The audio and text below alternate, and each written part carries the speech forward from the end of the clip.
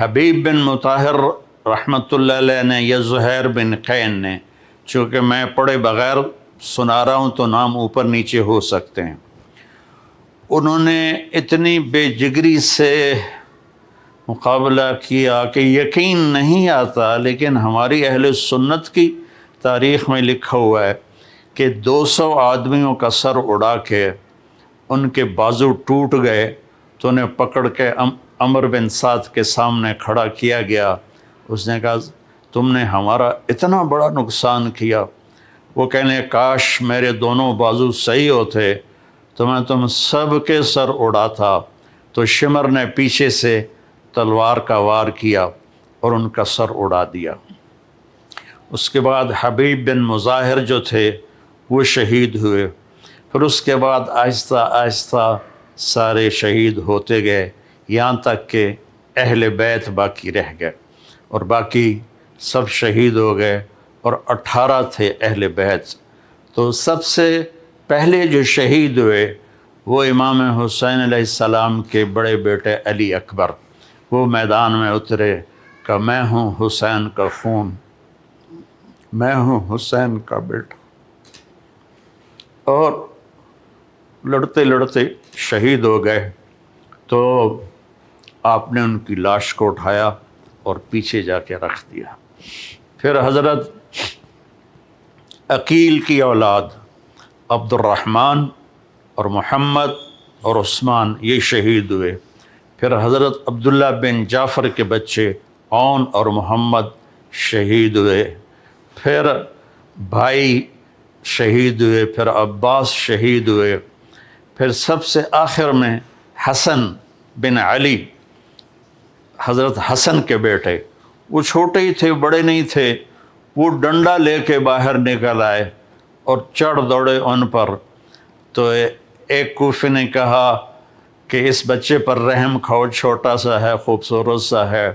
دوسرے کوفی نے کہا سر اڑا کے رہوں گا، اور تلوار کا وار کیا جس سے پورا بازو کٹ گیا۔ تو وہ گرے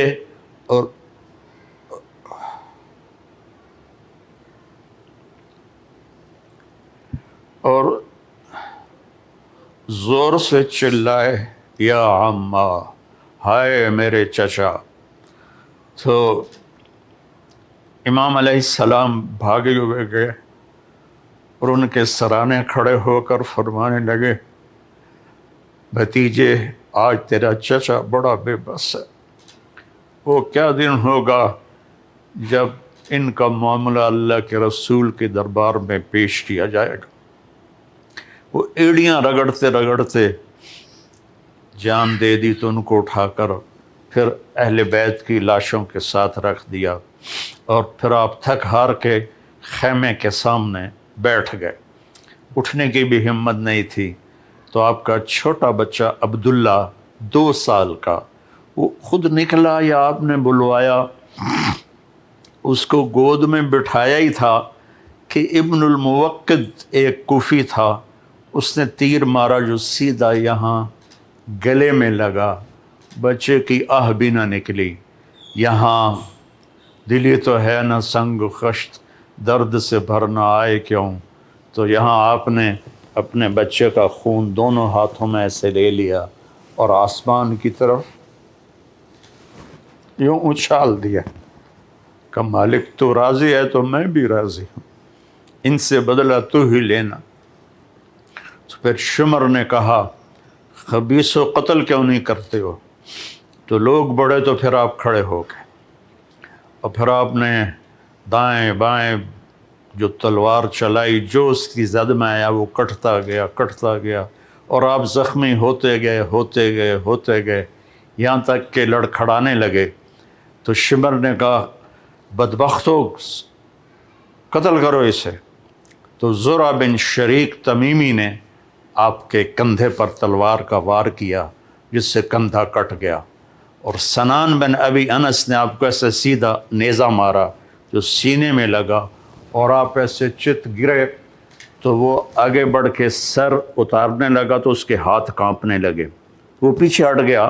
تو خولہ بنت ازہا کوئی بدبخت تھا، اس نے آگے بڑھ کر آپ کا سر اتارا وہ نیزے پہ چڑھا دیا اور سارے شہداء کے سر نیزوں پہ چڑھ گئے. اور میں جب بھی یہ واقعہ بیان کرتا ہوں نا میں بے بس ہو جاتا ہوں. تو